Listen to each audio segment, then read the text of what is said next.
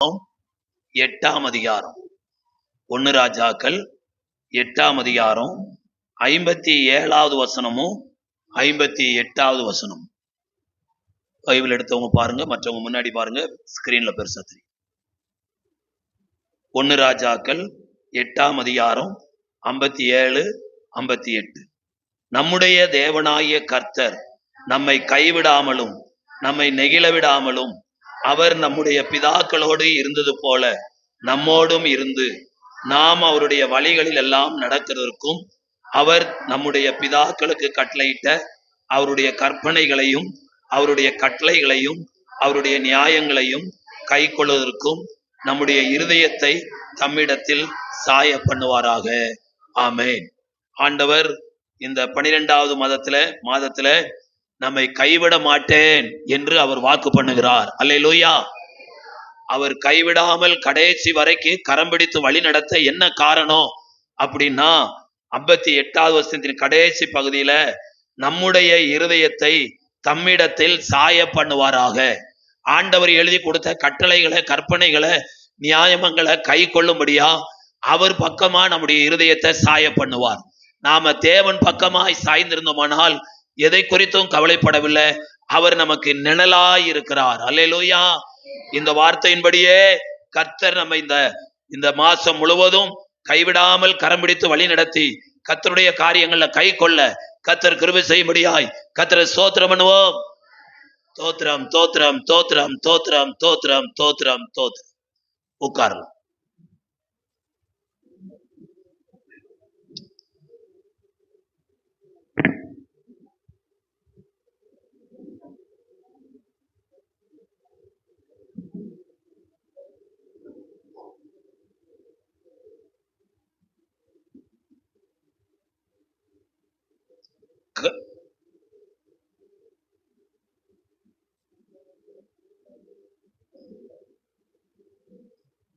கர்த்தருடைய பரிசுத்தமுள்ள நாமம் மகிமைப்படுவதாக.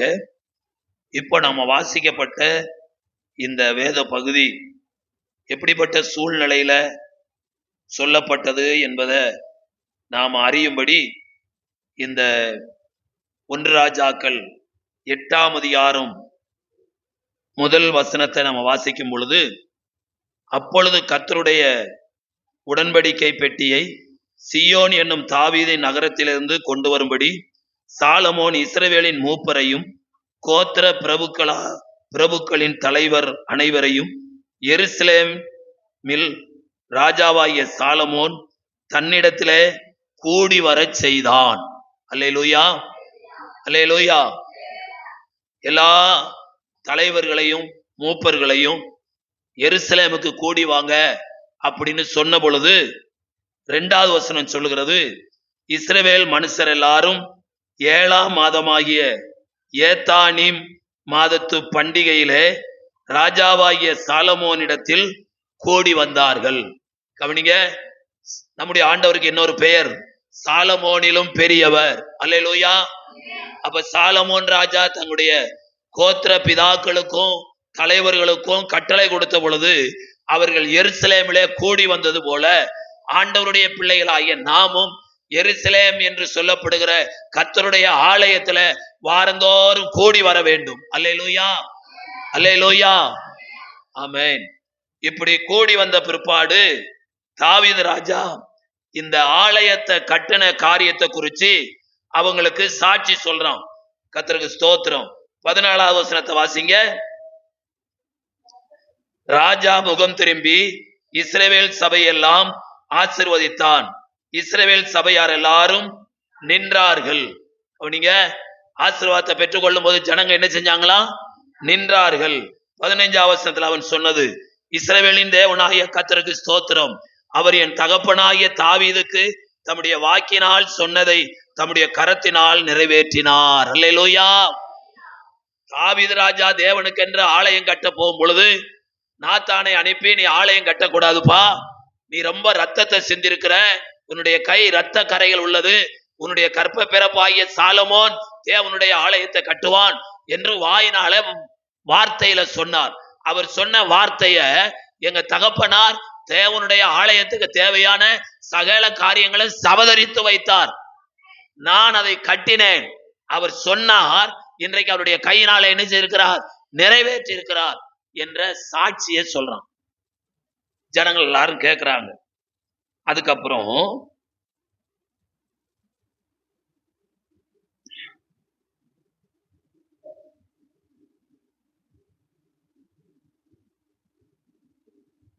வாசிங்க. 54வது வசனம்.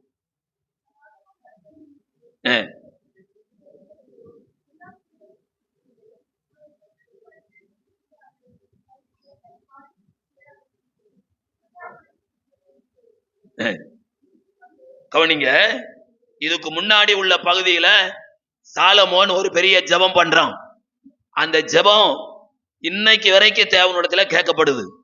எப்படின்னு கேட்டீங்கன்னா, தேசத்துல பஞ்சம் வந்துட்டா, தேசத்துல மழை பெய்யாட்டா, வானத்தை நீர் கல்லாக்கினா, எங்க ஜனங்க அதை உணர்ந்து உம்மிடத்துல மன்னிப்பு கேட்டு அறிக்கையிட்டு ஜெபம் பண்ணா, நீர் ஜெபத்தை கேட்டு மழையை கட்டளையிடணும். வியாதி இருக்கும் போது வியாதிக்காக உம்மிடத்துல வந்தா வியாதியை நீக்கணும்.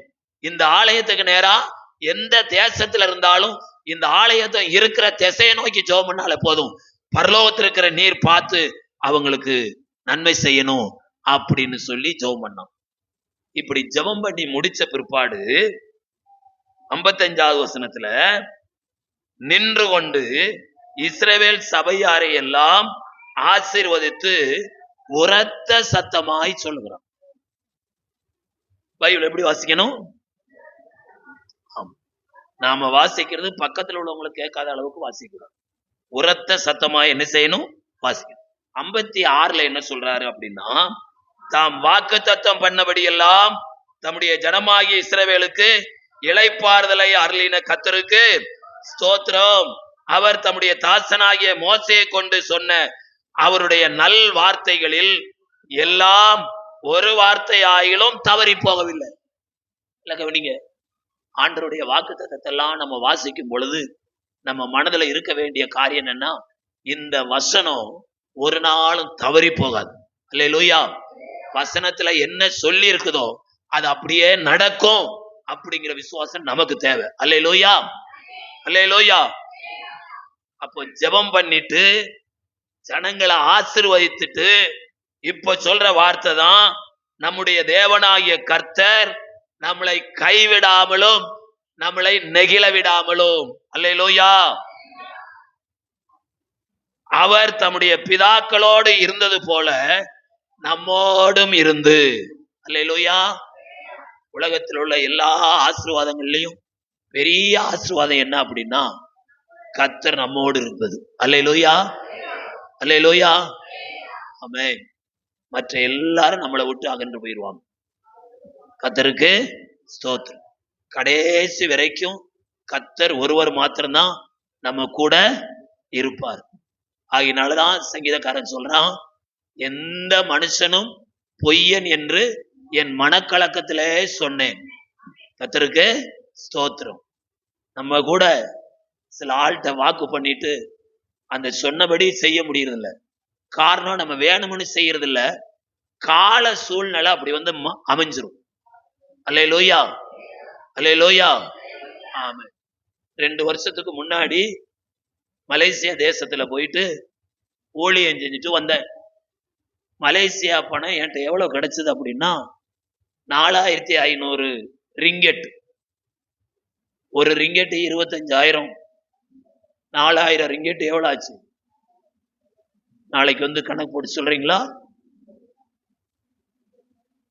எவ்வளவுமா? 4000 ரிங்கெட். ஒரு ரிங்கெட் 25 ரூபா. ஒரு ரிங்கெட் 25 ரூபா. அப்ப 4500 ரிங்கெட் இருந்துச்சு. எவ்வளவு?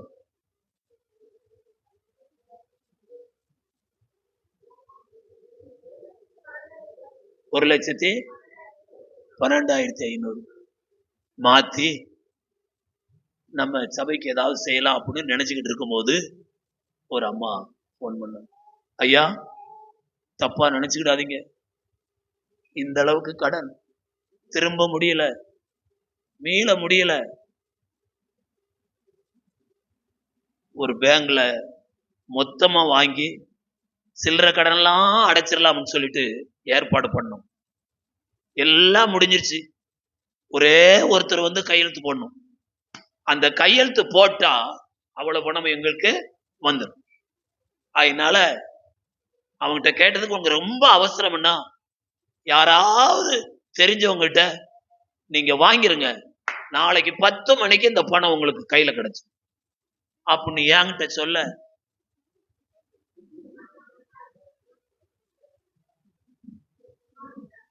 நான் அந்த பணத்தை கூட மாத்தல, அப்படியே கொண்டு போயிட்டு இந்தாங்கம்மா நாளைக்கு 10 மணிக்கு சொல்றீங்க, நீங்க 10 மணிக்கு வர முடியாட்டா கூட பரவாயில்ல, பகல்ல வந்து என்கிட்ட கொடுத்துருங்கம்மா அப்படின்னு சொல்லி கொடுத்தேன்.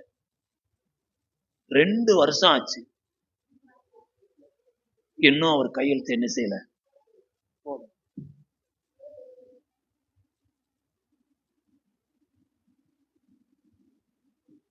அவங்க மேல தப்பு இல்ல, அவங்களுக்கு கடன் கொடுக்கிற ஒருத்தன் சொன்னானே இதை நம்பி எங்கேயாவது வாங்கிருங்க, 10 மணி கிடைச்சும் நீங்க கொடுத்துடலான்னு சொன்னானே, அவன் வார்த்தையை அவங்க நம்பினாங்க, இவங்க வார்த்தையை நான் நம்பினேன், அம்புட்டும் போச்சு.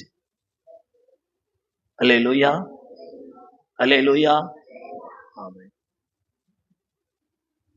ஆனால் மோசேயை கொண்டு ஆண்டவர் சொன்ன வார்த்தைகளில ஒரு வார்த்தையும் தவறி போகவே இல்லை. அல்லேலூயா, அல்லேலூயா. எல்லா வார்த்தையும் நிறைவேறினது. தேவ பிள்ளையே, 12வது மாதத்தின் முதல் வாரத்துல வந்திருக்கிறோம். ஜனவரி மாதம் தொடங்கி போன மாசம் வரைக்கும் 11 மாதம் வாக்கு கொடுத்தாரே, அந்த வார்த்தை இதுவரைக்கும் நிறைவேறாம இருக்கலாம். ஆனால் கர்த்தருடைய வார்த்தை சொல்லுகிறது ஒரு வார்த்தையும் தவறி போவதில்லை. அல்லேலூயா, அல்லேலூயா. எல்லா வார்த்தையும் நிறைவேறினது. அப்படியானால் அவர் சிறியவனை புழுதியிலிருந்தும் எளியவனை குப்பையிலிருந்தும் உயர்த்தி பிரபுக்களோடு அவனை என்ன செய்கிறார்? உட்கார செய்கிறார். அந்த வார்த்தை எவ்வளவு நல்ல வார்த்தை. அல்லேலூயா. அதை ஒண்ணுன்னா கர்த்தர் நிறைவேற்றுவார். அல்லேலூயா. ஆக கர்த்தருடைய வார்த்தையின் மேல ஆண்டவருடைய பிள்ளைகளுக்கு கடுகளவேனும் சந்தேகம் வரக்கூடாது. நாம விசுவாசித்தோம்னா தேவனுடைய மகிமையை என்ன செய்வோம்? காண்போம். அல்லேலூயா. ஆமென். அப்படியானால் கர்த்தருடைய வார்த்தையில சொல்லப்பட்ட அந்த வார்த்தைகள் நம்முடைய வாழ்க்கைக்கு அவ்வப்பொழுது சமயத்திற்கேற்ற வார்த்தையை சொல்லுகிற ஆண்டவர் அதை நிறைவேற்றும் பொழுது நாம் ஆசீர்வதிக்கப்படுகிறோம். அல்லேலூயா.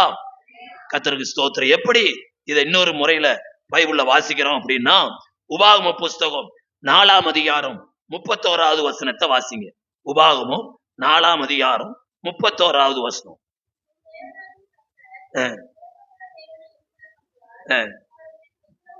கவனிங்க, ஆண்டவர் இந்த 11 மாத காலமா நம்மளை கைவிடாம வழி நடத்ததுக்கு பெரிய காரணம் என்னன்னா, நம்முடைய ஆண்டவர் இரக்கம் உள்ளவராய் இருக்கிறபடியினால். அல்லேலூயா, அல்லேலூயா. ஆண்டவருடைய இரக்கம் அது நம்மளை கைவிடாம பாதுகாத்து வழி நடத்துறது. அல்லேலூயா. அப்ப ஆண்டவரோடு ஒருமித்து ஆண்டவரோடு இணைந்து விட்டோம்னா, ஆண்டவரோடு ஐக்கியப்பட்டு விட்டோம்னா என்ன நடக்கும் அப்படின்னா, அவருக்குள்ள அந்த மனதுருக்கம் நமக்குள்ள வந்துடும். அல்லேலூயா. ஆமென். அவர் எப்படி ஒரு கூட்ட ஜனங்களை பார்த்த உடனே ஐயோ மேய்ப்பல்லாத ஆடுகளை போல திரிக்கிறாங்களே என்று சொல்லி அவர் மனதுருகினது போல நாமளும் ரட்சிக்கப்படாத ஆத்துமாக்கள், அழிந்து போற ஆத்துமாக்களை பார்த்து நாம மனதுருகுவோம். அல்லேலூயா, அல்லேலூயா. ஆமென். அதுக்குத்தான் வேத வாசிப்பு, ஜெபம், சபை கூடி வருதல், உபவாசம். இதன் மூலமா கொஞ்சம் கொஞ்சமா நம்ம ஆண்டவருக்கு பக்கத்துல நெருங்கி வர்றோம். ஆண்டவர் பக்கத்துல நெருங்கி வந்துட்டா அன்னைக்கு அந்த மலையின் மேல சீசர்களுக்கு தன்னை ஒரு நிமிஷம் தன்னுடைய உண்மையான ரூபத்தை காட்டும் பொழுது அந்த தேவ பிரசன்னம் அப்படியே உலகத்தை மறக்க செய்தது. பேதுரு சொல்றான், இங்கேயே இருந்து விடலாம் நமக்கு ஒரு கூடாரம் போட்டு. அப்படியானால் தேவனோடு இணைந்து விட்டா தேவ பிரசனை நம்ம ஆட்கொள்ளுமானா, நாளைக்காக, உலகத்துக்காக, பிள்ளைகளுக்காக என்ன செய்வோம் ஏது செய்வோம் அப்படிங்கிற கவலை மறந்துரும். ஆண்டவர் மேல விசுவாசம் வைப்போம். அவர் சகலத்தின் அதின் காலத்துல நேர்த்தியாய் செய்வார். அல்லேலூயா, அல்லேலூயா, அல்லேலூயா. கர்த்தருக்கு ஸ்தோத்திரம். அப்போ இன்னைக்கு கர்த்தருடைய பந்தி இருக்கிறதுனால இந்த வசனத்தை முழுவதும் போதிக்க முடியாது. இந்த ஒரு பகுதியை மாத்திரம் தியானித்து கர்த்தருடைய பந்திக்குள்ள போவோம். ஆண்டவருடைய வாக்குத்தத்தங்கள்ல முதல் வசனம், முதல் காரியம் என்ன அப்படின்னா, அவர் நம்முடைய தேவனாகிய கர்த்தர் நம்மை கைவிட மாட்டார். அல்லேலூயா சொல்லுங்க பார்க்கலாம். அல்லேலூயா, அல்லேலூயா. குடுமா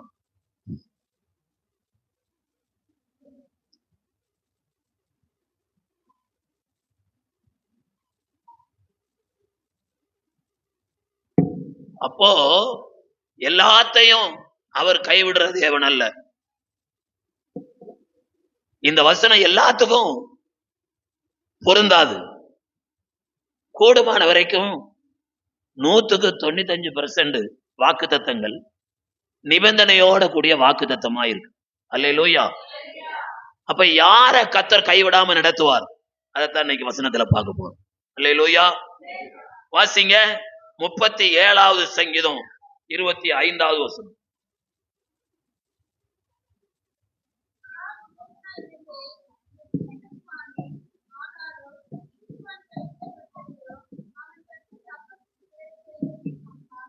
ஆமென். ஆண்டவர் யாரை கைவிட மாட்டார்? பொய்யுரையாத கர்த்தருடைய வார்த்தை சொல்லுது, நீதிமானை கர்த்தர் கைவிட மாட்டார். அல்லேலூயா, அல்லேலூயா.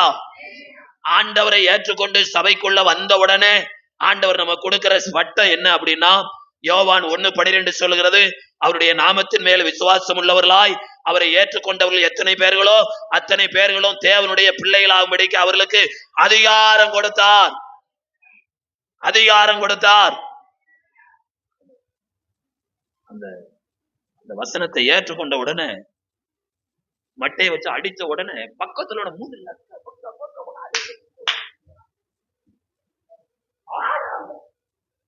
எங்க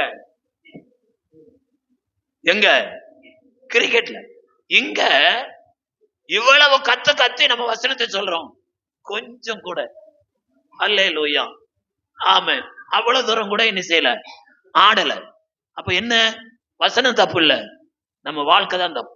அல்லேலூயா ஆமென். எதை நாம ஏற்றுக்கொள்றோமோ அதுக்கு ரிப்பீட்டா தான் அல்லேலூயா ஆமென் ஆமென் ஆமென். அப்படியானால் கர்த்தர் யார கைவிட மாட்டாராம்? நீதிமானா யார் வாழ்றாங்களோ அவங்களை கர்த்தர் கைவிட மாட்டார். அப்ப தேவனுடைய பிள்ளையா வாழ்றது வேற, நீதிமானா வாழ்றது வேற. படிப்படியா கர்த்தர் செய்கிறார். ரோமர் 8ஆம் அதிகாரம் 30வது வசனத்தை வாசித்தா, கர்த்தர்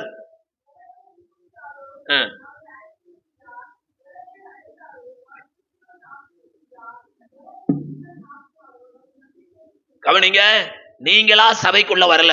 இந்த சபைக்குள்ள வந்து கர்த்தரை ஆராதிக்க கர்த்தர் யார் மூலமோ உங்களை அழைத்தார். அல்லேலூயா. அப்ப அழைக்கப்பட்ட உங்களை அவருடைய ரத்தத்தினால நீதிமான் ஆக்கி சபையில வச்சு அவரை துதிக்கிற துதிய உங்க வாயில கொடுத்திருக்காரு. அல்லேலூயா. இப்ப நீதிமானா இருக்கிற நம்மள நாம எந்த காரியத்துல அலசல் பட்டு கொண்டிருக்கிறோமோ, அல்லல் பட்டு கொண்டிருக்கிறோமோ, மீள முடியாது இருக்கிறோமோ, அந்த காரியத்துல கர்த்தர் நம்மள மகிமைப்படுத்துவார். அல்லேலூயா. அவரால நீதிமானாக்கப்பட்ட அத்தனை கர்த்தருடைய பிள்ளைகளையும் கர்த்தர் மகிமைப்படுத்துவார். ஆமென் ஆமென். எப்படி ஆண்டவர் மகிமைப்படுத்துவார்? பைபிள்ல நாம எப்படி வாசிக்கிறோம்? ரோமர் 5ஆம் அதிகாரம் 9வது வசனம் இப்படி சொல்லுகிறது. ரோமர் 5:9, இப்படி நாம் அவருடைய ரத்தத்தினாலே நீதிமான் ஆக்கப்பட்டிருக்கிறபடியால். அல்லேலூயா. ஆண்டவர் நம்ம எப்படி நீதிமானா மாத்தினாரா? அவருடைய ரத்தத்தினாலே. 1 யோவான் 1ஆம் அதிகாரம் 5, 6, 7 வசனம் சொல்லுகிறது, அவருடைய குமாரனாகிய இயேசு கிறிஸ்துவின் ரத்தம் சகல பாவங்களை நீக்கி நம்மை சுத்திகரிக்கிறது. நமக்குள் பாவம் இல்லை என்போமானால் நம்மை நாமே வஞ்சிக்கிறலா இருப்போம், சத்தியம் நமக்குள் இராது. அல்லேலூயா. அப்போ சபையில் நடக்கிற கர்த்தருடைய பந்தியில ஒவ்வொரு வாரமும் நம்ம பங்கு கொள்ளும் பொழுது, அந்த ரத்தத்தை நம்ம பானம் பண்ணும் பொழுது, அந்த ரத்தத்தினால நம்முடைய ஆண்டவர் நம்முடைய வாழ்க்கையை சுத்திகரிக்கிறாரு. அவர் நம்மை நீதிமானா மாற்றார். அல்லேலூயா. ஆகவேத்தான் பவுல் சொல்றாரு சபைக்கு, கர்த்தருடைய ரத்தத்தினால நீதிமானாக்கப்பட்ட ஒரு விசுவாசி மேல பட்டுன்னு கையை நீட்டி குற்றம் சுமத்தாத. அப்படி சுமத்துனா நீ அவன் மேல அல்ல, அவர் நீதிமானாக்கின கர்த்தர் மேல குற்றம் சுமத்துகிறார். அல்லேலூயா, அல்லேலூயா. ஆகவே கர்த்தருடைய பிள்ளைகளாகிய நாம நீதிமானாய் மாறி நீதியான காரியங்களை செய்யும் பொழுது கர்த்தர் நம்மை ஒரு நாளும் கைவிட மாட்டார். அல்லேலூயா. நீதிமானாய் வாழ்வது ஒரு விசேஷித்த அனுபவம். 5வது சங்கீதம் 12வது வசனத்துல நீதிமானுக்குள்ள ஆசீர்வாதத்தை குறித்து வாசிக்கிறோம். வாசிங்க. 5வது சங்கீதம் 12வது வசனம்.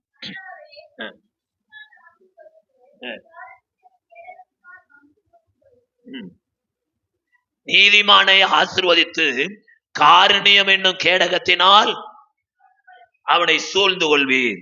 கர்த்தர் நீதிமானை ஆசீர்வதிக்கிறார். கர்த்தர் நீதிமானை கைவிடாதிருக்கிறார். 92வது சங்கீதம் 12வது வசனத்துல நீதிமானுக்குள்ள இன்னொரு ஆசீர்வாதத்தை சொல்லப்பட்டிருக்கிறது. நீதிமான் பனையை போல செழித்து லீபோனில் உள்ள கேதருவை போல். நீதிமானுக்குள்ள அடையாளம் என்ன அப்படின்னா, அவன் செழிப்பான், 2வது வளருவான். எதுவரைக்கும் வளருவான்? கனி கொடுக்கிற அளவுக்கு வளருவான். அல்லேலூயா. ஒரு மரத்தை நட்டிட்டு இந்த மரம் இத்தனை வருஷத்துக்குள்ள கனி கொடுக்கும் அப்படிங்கிற அந்த எதிர்பார்ப்போட இருக்கிறோம். அந்த எதிர்பார்ப்பு நம்மள நிறைவேறணும் அப்படின்னா ஆண்டவருக்காக கனி கொடுக்க வேண்டும். நல்லா கவனிங்க. எவ்வளவு பெரிய மரமா இருந்தாலும் ஒரு ஒரு ஒரு லாரி முழுவதும் நிரப்பக்கூடிய அளவுக்கு ஒரு மாமரம் கனி கொடுத்தாலும் அதுல ஒரு கனியை கூட மாமரம் என்ன செய்யறதில்ல, சாப்பிடல. அப்படின்னா அதனுடைய அர்த்தம் என்னன்னா, கனி கொடுக்கிற வாழ்க்கை அப்படிங்கிறது தனக்குத்தானே ஆசீர்வாதமா வாழ்ற வாழ்க்கை அல்ல. கனி கொடுக்கிற வாழ்க்கை பிறருக்கு ஆசீர்வாதமா வாழ்ற ஒரு வாழ்க்கை. அல்லேலூயா. பைபிளும் என்ன சொல்லுது? அவனவன் தனக்கானவையில் அல்ல பிறனுக்கானவையில என்ன செய்வானாக? நோக்குவானாக. கர்த்தர் எப்பொழுது தேவ மனிதனாகிய யோபை ஆசீர்வதித்தார், அவன் ஒரே நல்ல 10 பிள்ளை இழந்துட்டான். ஆடு, மாடு, கோவேறு, கழுதை, ஒட்டகம் எல்லாவற்றையும் இழந்துட்டான். இந்த சூழ்நிலையில உச்சந்தல இருந்து உள்ளங்கால் வரைக்கும் பரு சொரியரா ரத்தம் வருது, நாய் வந்து நக்குது. இவ்வளவு வேதனையின் மத்தியில ஆண்டவர் பார்த்து சொல்றான், இதை நான் பொறுத்துக்கிட வேண்டவரு. ஆனா என் சிநேகிதன் என்னோட வேதனைப்படுறான். அவன் சிநேகிதற்காக செபித்த பொழுது கர்த்தர் அவனை ரெட்டிப்பான மடங்கு ஆசீர்வதித்தார். அல்லேலூயா, அல்லேலூயா. அப்ப கிறிஸ்தவ வாழ்க்கை நம்ம மூலமா மற்றவங்க என்ன செய்யப்பட வேண்டும்? ஆசீர்வதிக்கப்பட வேண்டும். நம்ம மூலமா மற்றவங்க பயன்பெற வேண்டும். அப்ப ஆண்டவர் நம்ம செபிக்கணும், ஆண்டவரை என்ன மற்றவங்க பயன்படுத்தக்கூடிய அளவுக்கு ஒரு நல்ல கருவியாக பாத்திரமாக கர்த்தரை எடுத்து பயன்படுத்துங்க அப்படின்னு சொல்லணும். அல்லேலூயா, அல்லேலூயா. கனடாவுல ஒரு சபையில இறங்கிட்டு பிரசங்கம் பண்ணிட்டு வர்றேன். அந்த ஐயா வந்து கையை பிடிச்சு சொன்னாரு, ஐயா இந்த சபையில நீங்க வந்து முதல் வாரத்துல வந்திருக்கீங்க. இதுக்கு முன்னாடி 4 வாரமும் 4 கெஸ்ட் ஸ்பீக்கர். ஆனாலும் கூட சபை மக்கள் வார்த்தையினால ஆசீர்வதிக்கப்படுது. இன்னைக்கு உங்க வார்த்தை மற்றவங்களுக்கு ஆசீர்வாதமா இருந்ததில்ல, எனக்கு ஆசீர்வாதமா இருந்துச்சு அப்படின்னு கையை பிடிச்சாரு. அப்படின்னு நினைஞ்சாரு, கையை பிடிச்சு. நம்ம ஊர் ஜனம் கையை பிடிச்சா என்ன செய்யும்? குலுக்கும். அவர் கையை பிடிச்சு அப்படி விட்டாரு. உள்ள பார்த்தா பணம், உள்ள பார்த்தா பணம். அப்ப எல்லாம் ஓடி வருதுங்க கை கொடுக்குறது. நான் கை கொடுத்தாங்க.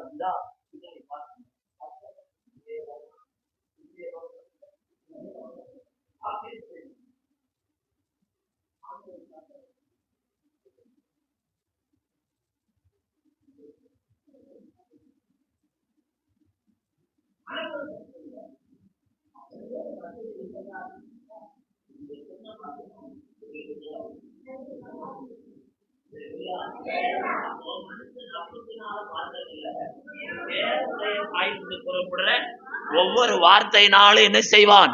பிழைப்பான்.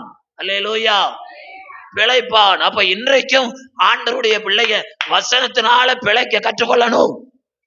அதுக்கு பேர், இன்னொரு பேரு விசுவாச வாழ்க்கை. சொல்லுங்க. கையில 10 பைசா இல்ல, ஆனா வாழ்க்கை நடக்குது. மணி பர்ஸ் காலியா இருக்குது, ஆனா பொருள் கிடைக்குது. அதுக்கு பேர் என்ன பேரு? விசுவாச வாழ்க்கை. விசுவாசத்தினால வராது அத்தனைய பாவம். அல்லேலூயா, ஆமென். சபையில போய் பிரசங்கம் பண்ணா காணி கொடுக்கணும். லண்டன்ல நடுத்தரில் நின்று பிரசங்கம் பண்ணிக்கிட்டு இருக்கேன். பிரசங்கம் பண்ணி முடிச்ச உடனே ஒரு வெள்ளக்காரி இருந்தான். ஆண்டர் இது உனக்கு கொடுக்க சொல்றாரு அப்படின்னு கொடுத்தான். எவ்வளோன்னு பார்த்தா 10 ரூபா, 10 பவுன்ஸ். இப்படி திரும்புறேன், இன்னொரு கருப்பு பொம்பளை வந்தான். இதை கத்துறவனை கொடுக்க சொல்றாரு. எவ்வளோன்னு பார்த்தா 20 பவுன். நடுத்தருவில் நின்று பிரசங்கம் பண்றேன். 3000 ரூபாயை கொடுத்து போடா வீட்டுக்கு அப்படின்னு ஆண்டர் சொல்றாரு. அல்லேலூயா, அல்லேலூயா. நான் காலைல 6 மணிக்கெல்லாம் புறப்பட்டு வந்துட்டேன். அந்த பாஸ்டர் என்ன 6 மணிக்கு புறப்பட்டு போறேன்? ஊழியம் தான். 6 மணிக்கு என்ன ஊழியம்? அங்க வந்து பாரு நான் என்ன ஊழியம் செய்யறேன். அல்லேலூயா. கனடாவில் கைப்பிரதி கொடுத்துட்டு போய்கிட்டு இருக்கேன். ஒரு ஆள் வந்தான். வணக்கம் அப்படின்னு. அவன் தோத்துறான். எப்படிப்பா நான் வணக்கங்கிற நீ தோத்துறங்க? உங்களை பார்த்தாலே தெரியுத பாஸ்டர் மாதிரி. அப்ப நீ பாஸ்டரை குறிச்சு அறிஞ்சிருக்கையா? ஐயோ, இலங்கையில இருக்கும்போது சர்ச்சும் நானுமா இருந்தோம். இப்ப இந்த ஊருக்கு வந்து சர்ச்சு எங்கன்னு தெரியல. ஆடப்பாவி, நல்ல ஆள்கிட்ட சேர்ந்த அப்படின்னு உடனே அவர்கிட்ட போன் நம்பர் வாங்கி அவங்க வீட்டுக்கு போயிட்டு ஜெபம் பண்ணிட்டு அவங்க வீட்டுல 3 டிக்கெட்டு, அப்பா 2 பிள்ளைங்க கொண்டு போய் சபையில விட்டாச்சுன்னா அந்த பாஸ்டருக்கு அவ்வளவு சந்தோஷம். அல்லேலூயா, ஆமென். இவருக்கு அவ்வளவு சந்தோஷம். அவருக்கு அதுக்கப்புறம் தான் தெரியும் கேன்சர் வியாதி. ஏன்ட்ட மூலம்னு சொன்னார். அங்க போய் பார்த்தா கேன்சர் வியாதி. இந்த பார், நான் சொல்ற வார்த்தையை நீ நம்பினேன்னா உன் கேன்சர் இமைப்பொழுதுல கர்த்தர் கேன்சர் பண்ணுவார். சென்னையில எத்தனையோ பேருக்கு 4வது ஸ்டேஜ் கேன்சரை ஆண்டவர் கேன்சல் பண்ணிருக்காரு. அல்லேலூயா. அதை தேடியும் காணாதிருப்பாய், அதை தேடியும் காணாதிருப்பாய். இவ்வளவு பெரிய கட்டின்னு சொல்லி ஆஸ்பத்திரி போனாங்க. சபையில வந்து என்னதாச்சும் ஜெபம் பண்ணிட்டு 1 மாசம் கழிச்சு டாக்டர்கிட்ட போனா என்ன விட்டுட்டு எங்க போய் ஆபரேஷன் பண்ணன்னு கேட்கறான். நான் ஆபரேஷன் பண்ணல, எப்படி இவ்வளவு பெரிய கட்டி போச்சு? தேங்க அண்ணன் ஜெபம் பண்ண ஐயா. அல்லேலூயா. அப்ப ஆபரேஷன் பண்ற காரியத்தை ஆண்டவர் இலவசமா கொடுக்கிறார். அல்லேலூயா. அப்போ ஆண்டவர் அறியாதவங்களுக்கும் அறிஞ்சவங்களுக்கும் ஆண்டவர் இப்படி நன்மை செய்தாருன்னா அதை விட ஒருபடி மேல நாம நீதிமானா வாழ்ந்தோம்னா நீதிமான அவர் ஆசீர்வதித்து காருண்யம் என்னும் கேடயத்தினால அவர் சூழ்ந்து கொள்ளுகிறார். அல்லேலூயா. ஆம், நீதிமான் பனையை போல செழித்து லீபோனில் உள்ள கேதுருவை போல என்ன செய்வான்? வளருவான். ஆண்டவருடைய பிள்ளைங்க உலக பிரகாரமா வளர்றீங்களோ இல்லையோ, அது 2வது காரியம். நான் உங்களுக்கு சொல்லுகிறேன், ஆவிக்குள்ள வாழ்க்கையில வளர்ந்துட்டீங்கன்னா, ஆத்மாவுல வளர்ந்துட்டீங்கன்னா, விசுவாசத்துல வளர்ந்துட்டீங்கன்னா, அன்புல வளர்ந்துட்டீங்கன்னா, பொறுமையில வளர்ந்துட்டீங்கன்னா உங்களை விட மேலானவங்க யாருமே இல்லை. அல்லேலூயா, அல்லேலூயா. ஆண்டவரே என்ன நீதிமானா மாற்றினீர், உமக்கு ஸ்தோத்திரம். ஆனா நீதிமானுக்குள்ள வளர்ச்சி எனக்கு தாரும், நீதிமானுக்குள்ள ஆசீர்வாதத்தை எனக்கு தாரும் ஐயா என்று சொல்லி நம்ம கேட்கும் பொழுது ஆண்டவர் நீதிமான கைவிடாது இருக்கிறது மாத்திரமல்ல, நீதிமான் கனி கொடுக்கிற அளவுக்கு அவர் வளர செய்வார். அல்லேலூயா. எப்படியும் ஆண்டவருடைய பிள்ளைகளாகிய நாம ஆண்டவருடைய வார்த்தையினாலதான் நாம் ஆசீர்வதிக்கணும். அப்ப முதல் கைவிடாது இருப்பது யார? நீதிமான. அப்ப நாம என்ன செய்யணும்? நீதிமானாய் வாழணும். வெளிப்படுத்தின விசேஷத்தில் ஆண்டவர் சொல்றார், இதோ சீக்கிரம் வருகிறேன், அவனவனுக்குரிய பலன் என்னோடு கூட வருகிறது. நீதி செய்கிறவன் இன்னும் நீதி செய்யும், பரிசுத்தமா இருக்கிறவன் இன்னும். அப்ப அதனுடைய அர்த்தம் என்ன? கர்த்தருடைய வருகைக்கு இப்போ நம்ம கிட்ட இருக்கிற பரிசுத்தம் போதாது, இப்ப நம்ம கிட்ட இருக்கிற நீதி போதாது, இன்னும் அநேக நீதியான காரியங்களை செய்யணும். இப்படி எல்லா நீதியை நிறைவேற்றுவது நமக்கு ஏற்றதா இருக்குது என்று இயேசு சொன்னார். ஆகவே கர்த்தருடைய பிள்ளைகளாகிய நாம நீதிமானாய் வாழ கர்த்தர்கிட்ட ஒப்பு கொடுத்தோம்னா அவர் நம்மை ஒவ்வொரு நாளும் அவருடைய ரத்தத்தினால கழுவி நீதிமானாக்கி சபையில் நடக்கிற ஒவ்வொரு பந்தியிலும் பங்கு கொண்டு நம்மளை நீதிமானா ஆக்குவார். நாம கேதுருவை போல வளருவோம், ஆண்டவருடைய சமூகத்தில் நம்ம நிலைத்திருப்போம். அல்லேலூயா. 2வது யார கர்த்தர் கைவிடாது இருக்கிறார் அப்படின்னா என்ன பாருங்க, 9வது சங்கீதம் 10வது வசனம் சொல்லுங்க. உம்மை தேடுகிறவர்களை நீர் கைவிடுகிறது இல்லை. சொல்லுங்க. அப்ப ஆண்டவருடைய பிள்ளைகளாகிய நம்மை கர்த்தர் கைவிடாது இருக்கும்னா நீதிமானா வாழ்ந்தா மாத்திரம் போதாது. 2வது படி வேதம் சொல்லுகிறது, உம்மை தேடுகிறவர்களை நீர் கைவிடுகிறது இல்லை. பலர் கர்த்தரை தேடுறாங்க. எப்படி தேடுறாங்க? அவங்க இஷ்டம் போல தேடுறாங்க. ஆண்டவர் எந்த தேடுகையை அங்கீகரிப்பார், எந்த தேடுகையை ஆசீர்வதிப்பார் பைபிள் சொல்லுகிறது. கர்த்தருக்கு ஸ்தோத்திரம். மத்தேயு 4ஆம் அதிகாரம் என்ன பாருங்க, 24வது வசனம். நான் சொல்லிய இந்த வார்த்தைகளை கேட்டு இவைகளின்படி செய்கிறவன் எவனோ அவனை கண்மலையின் மேல் தன் வீட்டை கட்டின புத்தி உள்ள. அப்ப என்ன செய்தாலும் ஆண்டவர் என்ன சொல்றாரோ அதன்படி செய்யணும். அல்லேலூயா. எப்படி அன்பு கூறணும்? முழு இருதயத்தோடும் முழு பலத்தோடும் முழு பலத்தோடும் உன் தேவனாய கர்த்தரிடத்துல என்ன செய்வாயாக? அன்பு கூறுவாயாக. இது கர்த்தர் சொன்ன வார்த்தை. அப்ப அவர் நமக்கு என்ன சொல்றாரோ அதன்படி நாம கர்த்தரை தேடுவோம்னா அப்பொழுது தேவனுடைய ஆசீர்வாதத்தை நம்முடைய வாழ்க்கையில பெற்றுக்கொள்ள முடியும். அப்ப அவர் சொன்னபடி தேடுறவங்கள புத்தி உள்ள மனுஷன்னு சொல்றாரு. என்ன சொல்றாரு? புத்தி உள்ள மனுஷன். அப்போ இந்த உலகத்துல ரொம்ப படிச்சவங்களை மேதாவிகளை புத்தி உள்ளவன்னு உலகம் சொல்லுது. ஆனா வேதம் யார புத்தி உள்ளவன்னு சொல்லுது? எபேசியர் 5ஆம் அதிகாரம் 15-16 வாசித்தா என்ன பாருங்க. நீதி எபேசியர் 5:15-16. ஆனபடியினால நீங்கள் ஞானமற்றவர்களை போல நடவாமல் ஞானமுள்ளவர்களைப் போல கவனமாய் நடந்து கொள்ள பார்த்து நாட்கள் பொல்லாதவைகளானதால் காலத்தை பார்த்தீங்களா? அப்ப யாரு ஞானவான்கள் அப்படின்னா எத்தனை ஆண்டு நம்முடைய ஆயுசனால கர்த்தர் கொடுத்துக்காரோ அத்தனை வருஷமும் அந்த நாட்களை தேவனுக்கென்று பயன்படுத்தணும். விளங்குச்சா? விதைக்கும் போது ஊர் வழி போயிட்டு அறுக்கும் போது அறுவாள் எடுத்துட்டு போனா என்னத்தா இருப்பாங்க? வெறும் புல்லா இருப்பாங்க. அறுவடை செய்ய முடியாது. அப்ப ஆடி பட்டம் தேடி விட என்பது பழமொழி. அப்போ ஆண்டவர் சொன்னபடி அவரை தேடுவோமானால் அவங்கள ஞானவான் என்று சொல்லுகிறார். நம்முடைய வாழ்க்கையில ஆண்டவர் கொடுக்கிற நேரத்தை, சமயத்தை, பணத்தை, பொருளாதாரத்தை அதை ஆண்டவருக்கென்று நாம பயன்படுத்துவோமானால் வேதம் நம்மளை ஞானவான் என்று சொல்லுகிறது. ஆகவே பைபிள்ல ஒரு ராஜாவை குறித்து வேதம் குறிப்பிடுகிறது. 2 நாளாகம புஸ்தகம் 15ஆம் அதிகாரம் 12வது வசனம் சொல்லுகிறது. ராசா ராஜாவை பற்றி. யாரை குறித்து? ஆசா ராஜாவை குறித்து. வாசிங்க, எடுத்துவங்க.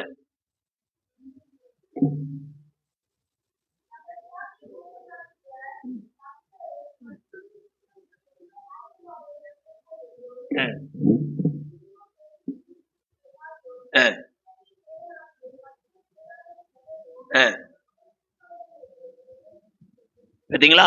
ஆசா ராஜா தேவனாகிய கர்த்தரை தேடும்படியா முழு இருதயத்தோடு தேடணும்னு அவன் பிரதிஷ்டை பண்ணினான். 2வது, அப்படி யாரும் கர்த்தரை தேடலன்னா அவன் கொலை செய்யப்பட கடவன். அதை நான் எப்படி சொல்றேன்னா கர்த்தரை தேடாத குற்றம் கொலை குற்றத்துக்கு சமானம். அல்லேலூயா, அல்லேலூயா. வாரத்தின் முதல் நாள் விசுவாசிகளுக்கு கர்த்தருடைய நாள், உலகத்துக்கு லீவு நாள். அப்ப கர்த்தருடைய நாளிலே விசுவாசி கர்த்தரை தேடி வரணும். கர்த்தருடைய சமூகத்துல அமர்ந்திருக்கிறோம். 1000 நாளை பார்க்கிலும் உம்முடைய பிரகாரங்களில் செல்லும் ஒரே நாள் நல்லது. அல்லேலூயா. ஆகாமிய கூடாரங்களில் வாசமாய் இருப்பதை காட்டிலும் என் தேவனுடைய வாசப்படியில செருப்பை கலட்டி போடுற இடத்துல எனக்கு ஒரு இடம் கிடைச்சா போதும், அது எனக்கு மேன்மையா இருக்கும். அல்லேலூயா, அல்லேலூயா. ஆமென். அருமையான கர்த்தருடைய பிள்ளைங்களே, நீதிமானை கர்த்தர் ஆசீர்வதிக்கிறார். உம்மை தேடுகிறவர்களை கர்த்தர் ஆசீர்வதிக்கிறார்.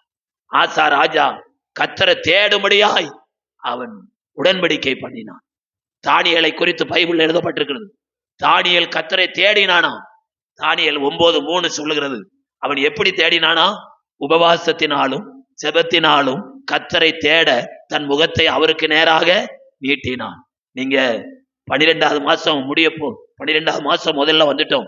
எத்தனை மாசம்? ஒவ்வொரு மாசமும் 4 சனிக்கிழமையில இங்க உபவாச சபை நடக்குது. பாவப்பட்ட ஒரு சிலர் பேர் வந்து தோத்திரங்கர்த்தாவே தோத்திரங்கர்த்தாவேன்னு செபிக்கணும். எத்தனை பேர் உபவாசத்துக்கு வந்திருக்கீங்க? பைபிள் சொல்லுது தானியேல் உபவாசத்தினால் கர்த்தரை தேடினான். சாதாரணமா கர்த்தரை தேடுறதுக்கே கர்த்தர் பலன் கொடுப்பார்னா உபவாசத்தோடு கர்த்தரை தேடினா கர்த்தர் நிச்சயமா பலன் கொடுப்பார். அல்லேலூயா. அப்ப இன்றைக்கு நாம என்ன பொருத்தனை பண்ணணும்? ஆண்டவரே, நான் வாரத்துல ஒரு நாளாவது உபவாசம் பண்ணி உம்மை தேடக்கூடிய பாக்கியத்தை கொடுங்கப்பா. உபவாசம் இல்லாம நான் இருந்தோம்னா என்ன பாருங்க, இங்க இருக்கிற மிஷின் சீக்கிரமா கெட்டு போகும். ஜெயலலிதா அம்மா கொடுத்த கிரைண்டரும் ஜெயலலிதா அம்மா கொடுத்த விசிறியும் சில வீட்டுல புதுசா இருக்குது. எப்படி அப்படின்னு கேட்டான். ஐயா வந்துட்டார், ஐயா வந்துட்டார்.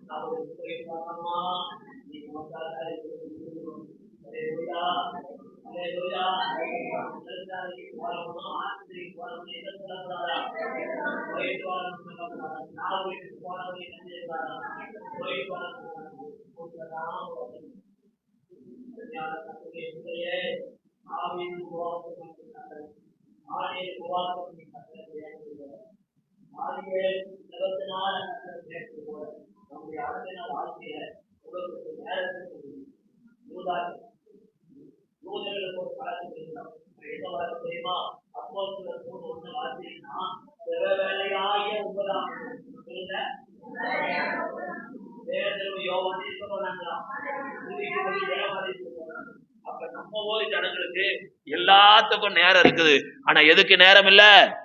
ஜெபத்துக்கு நேரம். அப்ப இன்றைக்கு ஒரு பொருத்தனை பண்ணணும். யார கர்த்தர் கைவிட மாட்டார்? நீதிமான கர்த்தர் கைவிட மாட்டார். யார கர்த்தர் கைவிட மாட்டார்? உம்மை தேடுகிறவர்களை கைவிட மாட்டார். ஆண்டவரை எப்படி தேடணுமா? பைபிள்ல எழுதி இருக்குது. 55வது சங்கி ஏசாயா 55:6 வாசிங்க. கர்த்தரை கண்டடையத்தக்க சமயத்தில் அவரை தேடுங்கள், அவர் சமயமா இருக்கல, அவரை நோக்கி என்ன செய்யுங்க? கூப்பிடுங்கள். நல்லா கவனிங்கம்மா. நம்முடைய சரீரத்திலிருந்து பலனெல்லாம் போன பிற்பாடு மனசுக்கு ரொம்ப ஆசை இருக்குமா, நம்ம ஊழியத்தை போய் செய்யலாமே, 4 இடத்துல கைப்பிரதி கொடுக்கலாமே, கர்த்தருக்கு ஸ்தோத்திரம். போனா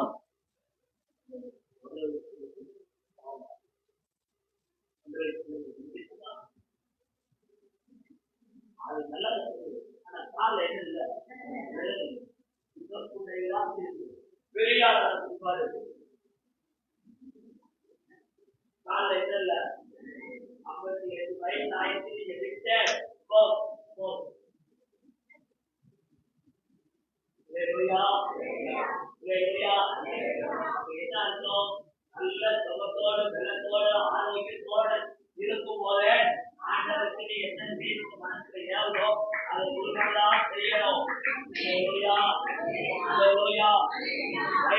பிற்பாடு வெள்ளம் போன பிற்பாடு கர்த்தருக்கு ஸ்தோத்திரம். காலையில சாப்பிட்டு சாப்பாடு சரி ஜீரணிக்காத பிற்பாடு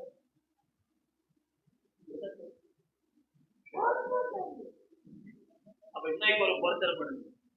ஆண்டவரே, உம்மை தேட வேண்டிய விதத்துல நான் உம்மை தேட என்ன அர்ப்பணிக்க. எதுல குறை வைக்கலாம்? ஆண்டவரை தேடுறதுல மாத்திரம் என்ன செய்யக்கூடாது? குறை வைக்க கூடாது.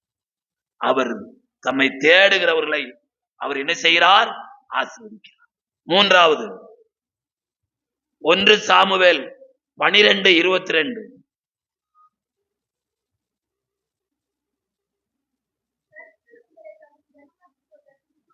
கர்த்தர் உங்களை தமக்கு ஜனமாக்க பிரியம் கொண்டபடியினால் கர்த்தர் தம்முடைய மகத்துவமான நாமத்து நிமித்தம் தமது ஜனத்தை கைவிட மாட்டார். அல்லேலூயா. அந்த தமது ஜனம் அப்படிங்கிறதுல கோடு போடுங்க, அதை குறிச்சு வச்சுக்கிடுங்க. நீங்களும் நானும் யார் ஜனம்? அவருடைய ஜனம். அல்லேலூயா.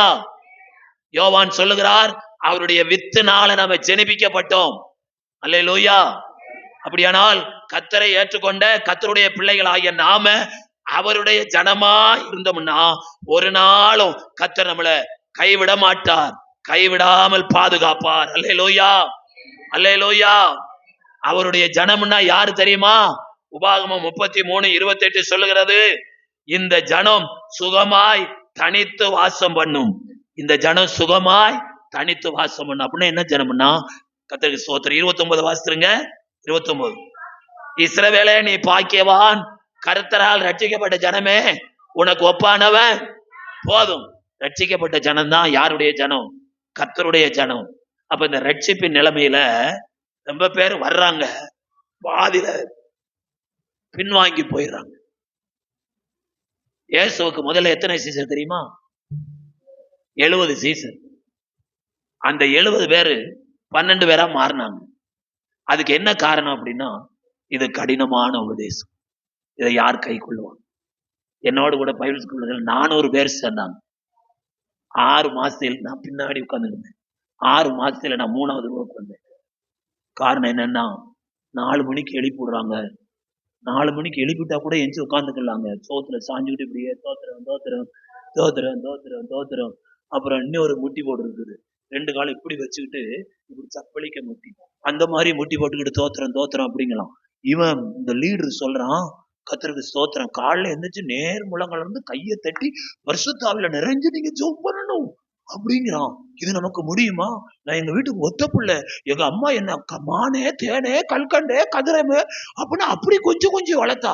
கர்த்தருக்கு ஸ்தோத்திரம், தூங்குறேடா, தூங்கு தூங்கு, 9:45 எந்திரிச்சா போதும் அப்படின்னு எங்க அம்மா சொல்லுவா. இவங்க நாசமா போற பேக 4 மணிக்கு எழுப்பி விடுறாங்க. ஐயா நேர்முழங்கள் பண்ணிட்டு கையை தட்டி பாட்டு பாடணுமா அப்படின்னு ரொம்ப பேர் போயிட்டாங்க, ரொம்ப பேர் போயிட்டாங்க. நான்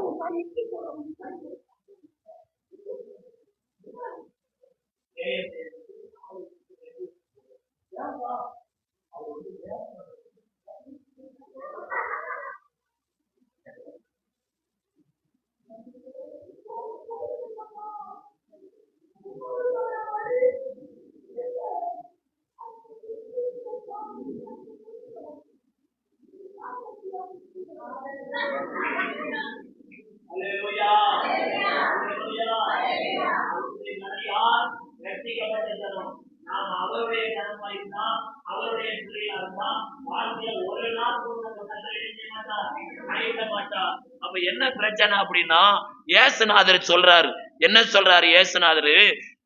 கர்த்தருக்கு ஸ்தோத்திரம். அது எங்க இருக்குது அப்படின்னா, லூக்கா எழுதின சுவிசேஷம் 10ஆம் அதிகாரமா திருப்புங்க.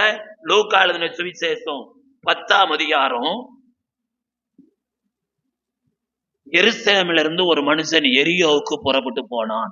வாசிங்க.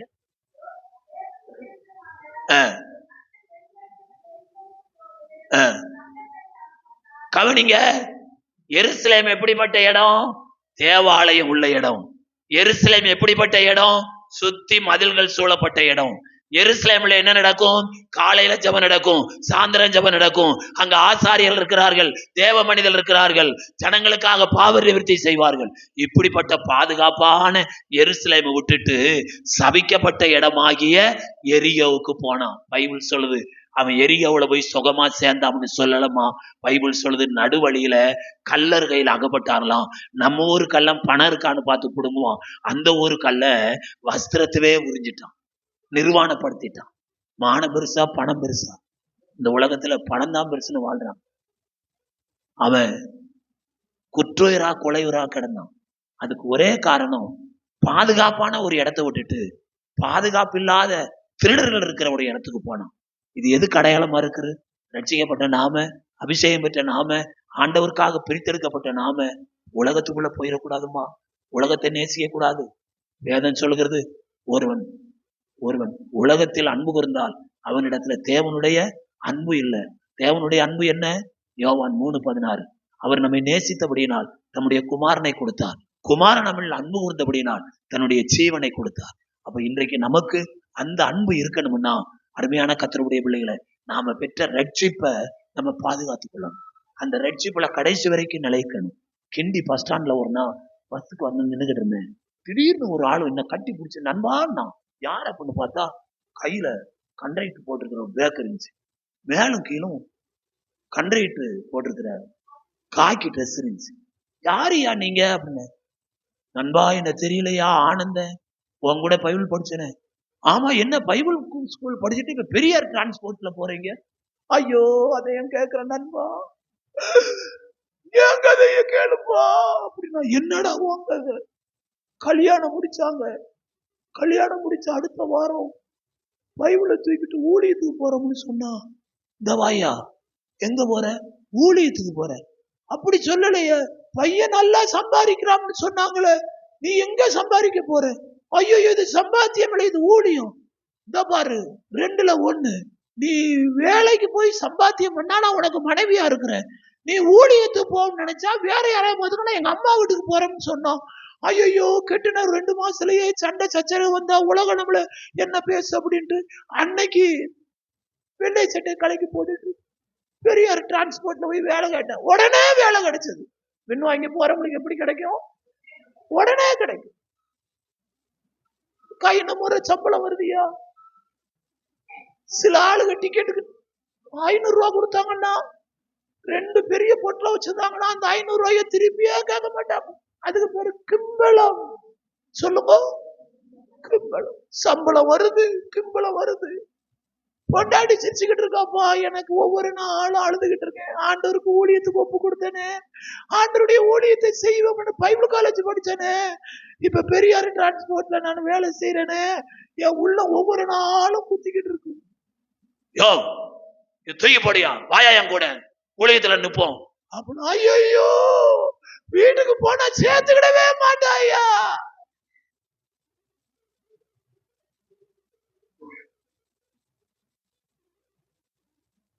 பரம ஈவின் ருசி பார்த்து விட்டு ஒருவன் பின்வாங்கி போவானானால் அவன் மேலே நாத்துமா என்னவா இருக்காது? பிரியமா இருக்காது.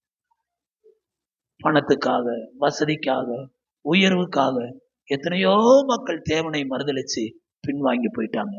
கர்த்தருடைய பிள்ளைய தம்முடைய ஜனமா கடைசி வரைக்கும் வாழ்ந்துட்டோம்னா, அவர் நம்மை மாத்திரமல்ல, 90வது சங்கீதத்துல மோசே ஜெபிக்கிறார், தேவரீர் தலைமுறை தலைமுறையாக நீர் எங்களுக்கு என்ன ஆனவர்? அடைக்கலமானவர். நம்ம பிள்ளைகளுக்கு சொத்து சேர்த்து வைக்காமல் இருக்கலாம். ஆண்டவருடைய ரட்சிப்புக்குள்ள நம்முடைய பிள்ளைகளை கடத்தி விட்டோம்னா, நம்ம காலத்துக்கு பிற்பாடு நம்மளை விட அவங்க ஆசீர்வாதமா இருப்பாங்க. அல்லேலூயா. காரணம் என்ன? அவர் தம்முடைய ஜனங்களை கைவிடாதிருக்கிறார். ஆண்டவருடைய ஜனமாய் வாழுவோம். ஆண்டவருக்கென்று பிரித்தெடுக்கப்பட்ட கூட்டமாய் இருப்போம். இந்த ஜனம் தனித்து வாழும், வேற ஒருத்தரோட போவார். நான் ஒரு யூதனை பார்த்து சாலோம் அப்படின்னு, அவன் பதிலுக்கு சாலோம் தான். பக்கத்துல போய் கை கொடுக்க கையை நீட்டினா அப்படின்ட்டான். இன்னைக்கு வரைக்கும் ஒரு யூதன் புறஜாதிகளை நாயை விட கேவலமாய் நடத்துவார். ஆகவே தான் சமாரியா ஸ்திரீ சொன்னால், நீ யூதனாயிருக்க புறஜாதி பெண்ணாகிய என்னிடத்துல தாகத்துக்கு தாய் என்று எப்படி கேட்கிறாய்? அல்லேலூயா.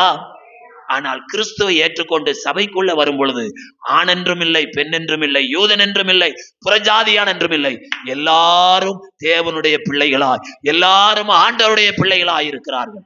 அப்படி ஆண்டவருடைய பிள்ளைகளாய், அவருடைய ஜனமாய் கடைசி வரைக்கும் நம்ம நிலைத்திருப்போமானால், அவர் தம்முடைய ஜனங்களை ஒரு நாள் என்ன செய்வதில்லை? கைவிடுவதில்லை. 4வது யாரை கைவிடாது இருக்கிறாராம்? 2 கொரிந்தியர் 4ஆம் அதிகாரம் 9வது வசனத்தை வாசிங்க.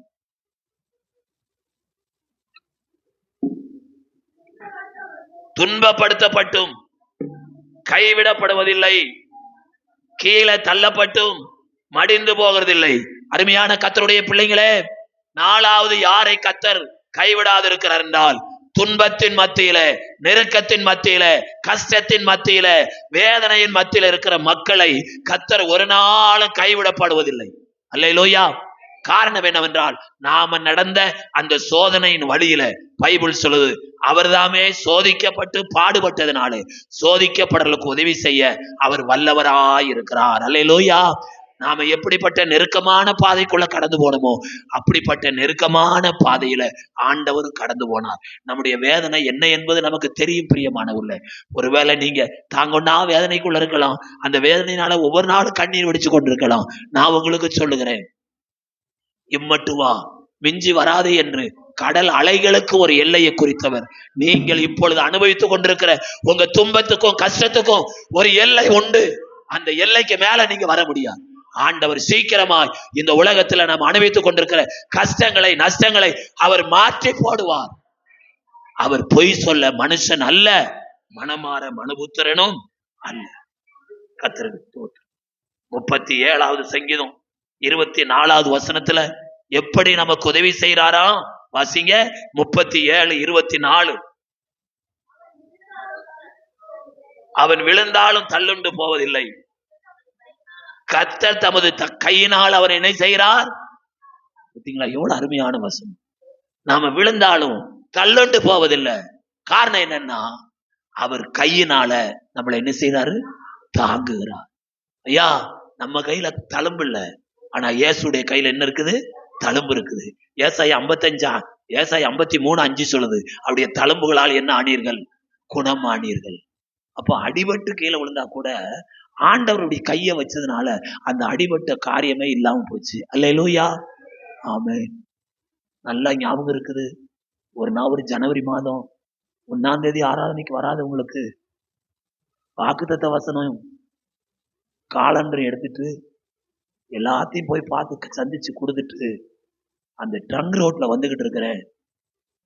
லட்சுமி ஹோட்டல் பக்கத்துல நான் அங்கிட்டு இருந்த பக்கம் வரணும். இப்படி பார்த்தா அங்க வருது ஒரு எமகா வண்டி. அங்கதானே வருதுன்னு கிராஸ் பண்ண, அவ்வளவுதான்.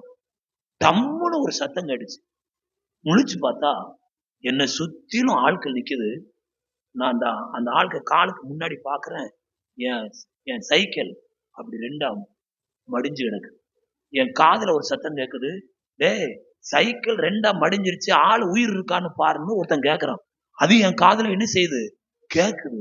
யாரோ ஒருத்தர் அப்படியே செண்டு தூக்கி கீழே வச்சது போல இருக்குது. எந்திரி தம்பின்னு ஒருத்தர் வந்து எழுப்பி விட்டாரு. எந்திரிக்க, காலை உதறு, கைய உதறினார். கைய உதற ஒண்ணுமே இல்ல. அப்ப அவன் வந்து அடிக்கு ஆளு நொறுங்கி போயிருக்கணும். நான் விழுந்தாலும் தள்ளுண்டு போவதில்லை. கர்த்தர் தம்முடைய கரத்தினால என்ன செய்கிறார்? தாங்குகிறார். அல்லேலூயா. கர்த்தருக்கு ஸ்தோத்திரம். அத சாலமோன் எப்படி எழுதி வச்சிருக்காருன்னா, 24வது அதிகாரம் நீதிமொழிகள் 24:16 சொல்றாரு, நீதிமான் 7 தரம் விழுந்தாலும் திரும்பவும் என்ன செய்வான்? எத்தனை தரம்? 7 தரம் விழுந்தாலும் திரும்பவும் என்ன செஞ்சிருப்பான்? எழுந்திருப்பான்.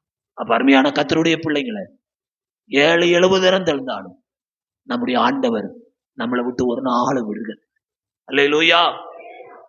34வது சங்கீதம் 19வது வசனம் சொல்லுது, நீதிமானுக்கு வரும் துன்பங்கள் அநேகமாயிருக்கும், அவை எல்லாவற்றிருந்தும் அவர் அவனை என்ன செய்கிறார்? விடுவிக்கிறார். தேவ ஜனமே, திருமண திக்கமெல்லாம் பிரச்சனை நினைக்கிறீங்களா? ஒரு நாள் கூட வாழ்க்கையில நிம்மதியா இருக்கும் நினைக்கிறீங்களா? இவைகளின் மத்தியில ஒரு நல்ல செய்தி, கர்த்தர் நம்மளை கைவிட மாட்டார். அல்லேலூயா. ஆமென். இப்பொழுது நாம அனுபவிக்கிற உபத்திரவங்கள் அது மிக சீக்கிரமாய் நீங்கிவிடும் என்று வேதம் சொல்லுது. அப்படியானால் அந்த கைவிடாத கர்த்தர் 11 மாதமும் நம்ம கூட இருந்து இந்த 12வது மாதத்தின் முதல் வாரத்துல எனக்காக இயேசு மரித்தாருங்கிற பாடு மரணத்தை நினைவு கூறும்படியான ஒரு சூழ்நிலைக்குள் நம்மளை கொண்டு வந்தாரே, அவர் எவ்வளவு நல்லவர். நாளை குறிப்பு சொல்லியிருக்கிறேன். யாரை கர்த்தர் கைவிட மாட்டார்? நீதிமானை கர்த்தர் என்ன செய்ய மாட்டார்? கைவிட மாட்டார். யாரை கர்த்தர் கைவிட மாட்டார்? தம்மை தேடுகிறவர்களை கர்த்தர் கைவிட மாட்டார். யாரை கர்த்தர் கைவிட மாட்டார்? எப்படிமா? அவருடைய ஜனங்களை கர்த்தர் கைவிட மாட்டார். 4வதாக துன்பப்படுகிறவர்களை கர்த்தர் என்ன செய்ய மாட்டார்? கைவிட மாட்டார். இந்த துன்பத்தை கண்டு சோர்ந்து போகாதபடி நீதிமான் 7 தடவை விழுந்தாலும் திரும்பவும் எழுந்திருப்பானுங்கிற வார்த்தையோடு எல்லாரும் முழங்கால் படியிட்டு நம்முடைய தேவனை நோக்கி பார்க்கலாமா? அல்லேலூயா, அல்லேலூயா, அல்லேலூயா. கைவிட மாட்டார், கைவிட மாட்டார்.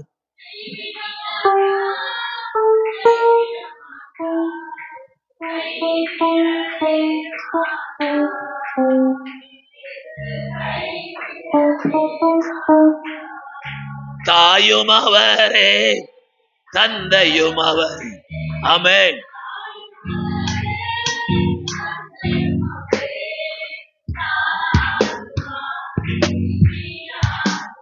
அப்பா,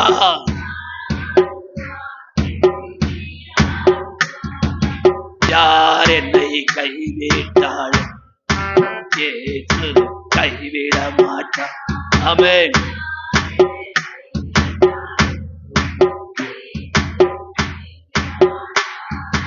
வேதனை துன்பம் நெருக்கும் போதெல்லாம்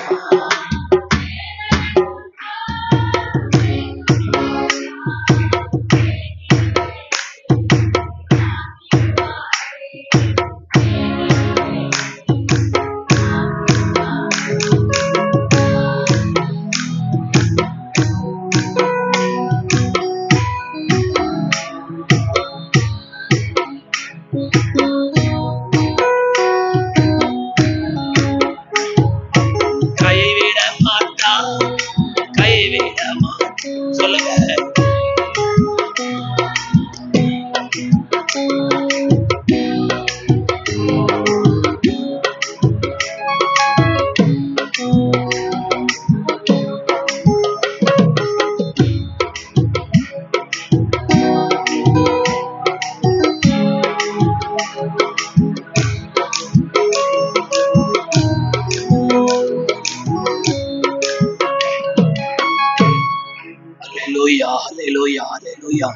ஆண்டவர் கர்த்தருடைய பந்திக்காக நம்மளை ஆயத்தப்படுத்த முடியாது. அவருடைய ரத்தத்தினால நம்மை கழுவிட முடியாது. நம்ம எல்லாரும் வாயில திறந்து கர்த்தரை ஸ்தோத்திரம் பண்ணுவோம். தோத்திரம், தோத்திரம், தோத்திரம், தோத்திரம், தோத்திரம். அல்லேலூயா, அல்லேலூயா, அல்லேலூயா. ஆவியானவரே மை துதிக்கிறோம் ஐயா.